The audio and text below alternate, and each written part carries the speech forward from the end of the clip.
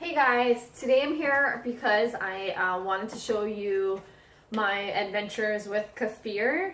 I'm not sure if you've ever heard of it. It's basically a bacteria and yeast globs that you put water in and then you make this kind of fermented beverage that's a probiotic drink.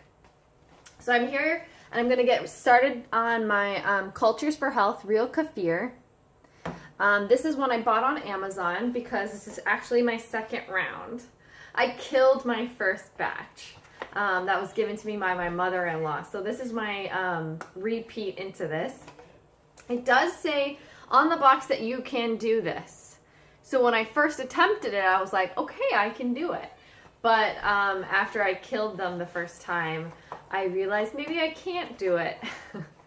Actually, so basically what came in this kit are some directions and essentially the grains. So here's a close-up of the grains. Now this is for water kefir. There are two types of kefir, water kefir and dairy kefir. So if all goes well, I really at some point want to attempt the dairy kefir, but I can't get my mind around leaving milk on the counter in tropical heat.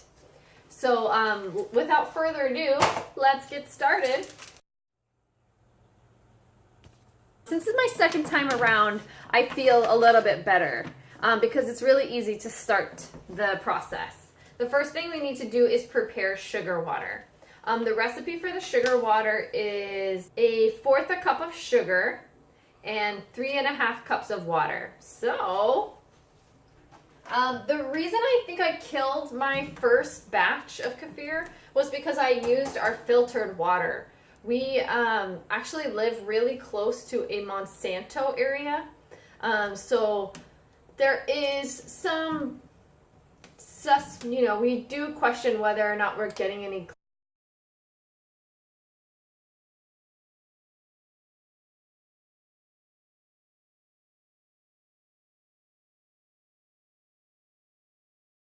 So once we had the kids, we wanted to get this fancy water purifier.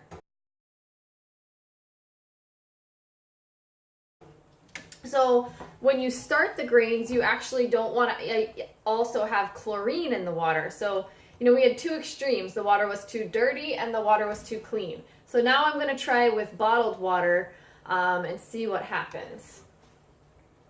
So first I'm going to do is prepare my sugar water. And I'm not going to make you guys watch that. It's just sugar and water. And I'm going to mix them, I'm essentially going to heat it up to melt the sugar. Okay? I'll check back in with you in just a minute. So now I've got the grains in the jar and I'm gonna add my sugar water. I let it cool. That's about 1 cup. And then I'm gonna add 2 more cups, 2.5 more cups.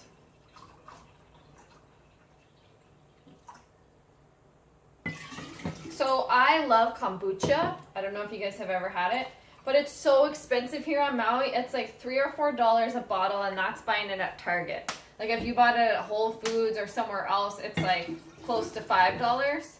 So kefir is also a probiotic beverage, kind of similar to kombucha, has that fermented carbonated flavor. So that's why I really want to make it at home, because it's like, even if we end up having to use bottled water to make it, it's still going to end up running cheaper than buying it at the store. So one of the tricks my mother-in-law said, she's really good at it. She's made it 1,000,000 times.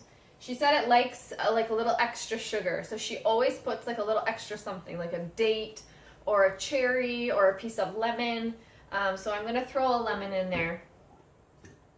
So basically what happened is that we have these dehydrated grains and now they have to rehydrate. And we've given this bacteria yeast blobs their food with the sugar and the lemon. And now they said to cover it with a coffee filter, but I don't have a coffee filter, so I'm covering it with cheesecloth. Because I always have cheesecloth on hand. Don't even ask why. Okay, and now it's supposed to sit for 3 or 4 days, and she always recommends covering it. She says it does better in the dark. So I have this thing that's essentially like a pot holder that I'm going to cover it with. Nighty-night! So that's my kefir start. This isn't a DIY video. It's just kind of like, hey, I'm making kefir. Make it with me. Or have you ever wondered what it is?